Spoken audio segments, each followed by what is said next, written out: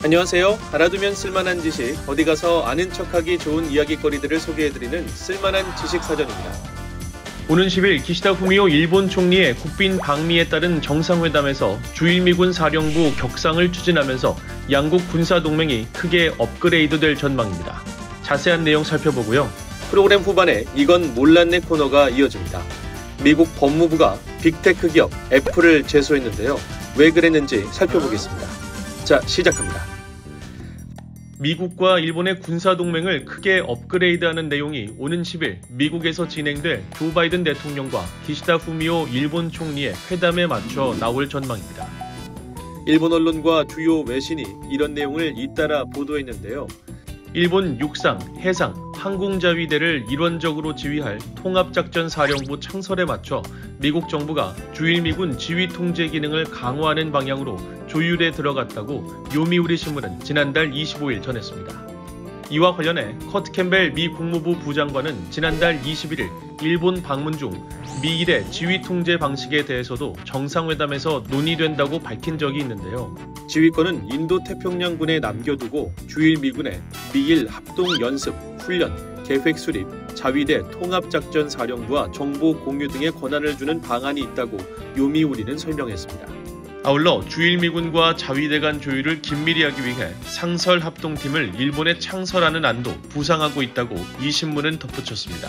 이어 한국군과 주한미군은 지휘통제가 일원화돼 있지만 주일미군과 자위대는 지휘계통을 분리할 방침이라고 부연했는데요. 다음 달 열리는 일미 정상회담에서 주일미군 지휘통제 기능을 재검토하는 방침을 큰 틀에서 합의하고 상세한 내용은 연내 개최될 강요급 협의에서 정해질 것으로 보인다고 전망했습니다. 도쿄 요코다 기지에 있는 주일미군 사령부는 약 5만 4천여 명에 달하는 주일미군의 지휘협정과 운용, 조율 등 제한적인 역할만 맡을 뿐 부대 운용, 작전지휘권은 하와이에 있는 인도태평양 사령부에 있습니다. 하와이에 있는 인태사령부와 일본 자위대 간 현행 조율체계는 6,200km 거리에 19시간 시차가 존재하는 가운데 이뤄지고 있습니다. 그래서 유사시 신속한 대응을 져야 한다는 지적이 있었는데요.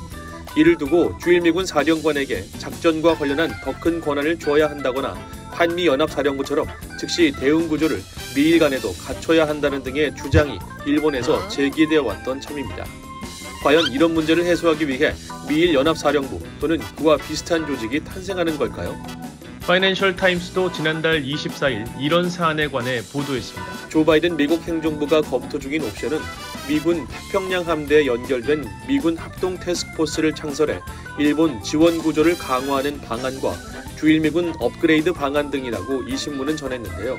타이완 유사시와 같은 위기 상황을 포함한 중국발 위협에 대응해 미일 간 군사 공조와 작전 계획 수립을 보다 치밀하게 하려는 것이라는 말입니다. 주일미군과 자위대 간 즉시 대응 태세가 구축되면 그 자체가 중국과 북한에 보내는 중요한 메시지가 될 것이라고 이 신문은 분석했는데요. 그러면서 미국과 일본이 1960년 안보조약 체결 이래 최대 규모 동맹 업그레이드를 계획 중이라고 평가했습니다. 이에 관해 마틴 메이너스 미국 국방부 대변인은 지난달 25일 국방부는 일본이 자위대 통합작전사령부를 창설하기로 한 결정을 지지한다고 밝혔습니다. 보너스 정보 이건 몰랐네 시간입니다. 아이폰을 만드는 미국의 애플 앞에 최근 악재가 생겼습니다.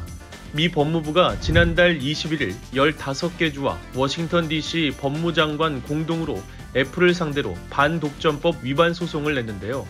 그러면서 뉴욕 증권시장에서 애플의 주가도 상당폭 하락했습니다. 문제는 애플의 생태계입니다.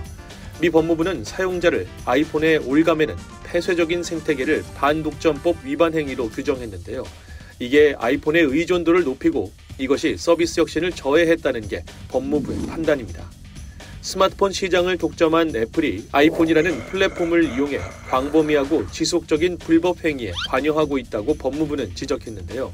소장에서 많은 기업들이 시장에 진입하려 했지만 애플이 만든 진입장벽 때문에 실패했다고 상기시켰습니다.